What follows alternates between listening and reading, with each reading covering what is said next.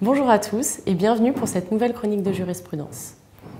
Les deux décisions qui nous intéressent aujourd'hui sont deux arrêts rendus par la Cour d'appel de Paris le 12 novembre dernier dans une affaire Guy Hockey. L'enseigne Guy Hockey a développé un premier réseau de franchise destiné aux particuliers sous l'enseigne Guy Hockey Immobilier.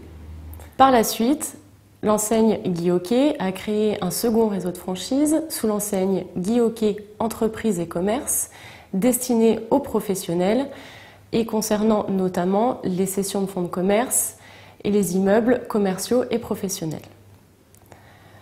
Deux franchisés signent un contrat de franchise avec l'enseigne Guy Hockey en vue de l'exploitation d'une agence immobilière sous l'enseigne Guy Hockey Entreprises et Commerces.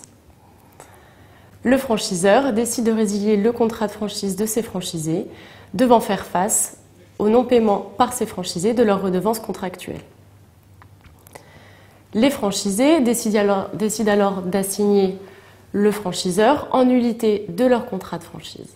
Les franchisés fondaient leur demande sur l'absence de savoir-faire spécifique Guy Hockey Entreprises et Commerces. Pour eux, seul existait un savoir-faire Guy Hockey Immobilier qui ne pouvait fonder leur contrat de franchise. La Cour d'appel confirme le jugement du tribunal de commerce de Paris et déboute les franchisés de leur demande en nullité.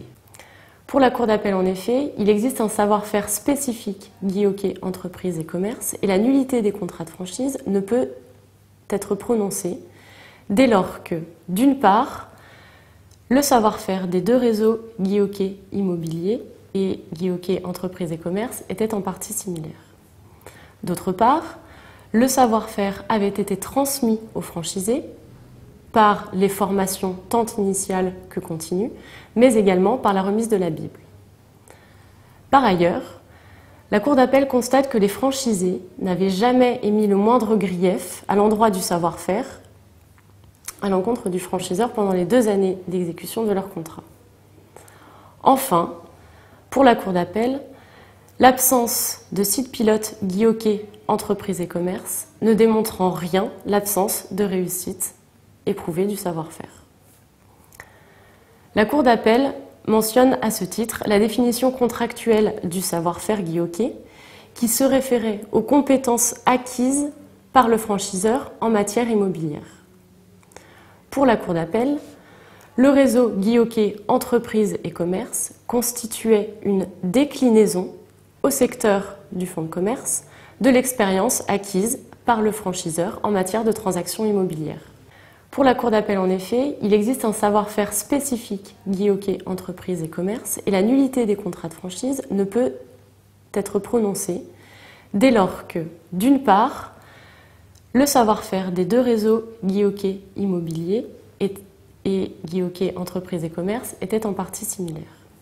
La Cour d'appel valide clairement ici, par ces deux décisions, la création par un franchiseur d'un réseau bis sous une enseigne différente et basée sur un savoir-faire en partie identique au premier réseau de franchise qu'il a créé. L'on retiendra de cette jurisprudence que cela n'est ni l'enseigne sous laquelle sont exploités les points de vente, ni la clientèle visée par le réseau qui fonde l'existence du savoir-faire. Le savoir-faire est un ensemble de méthodes et de connaissances pratiques résultant de l'expérience du franchiseur. Je vous remercie pour votre attention et vous dis à très bientôt.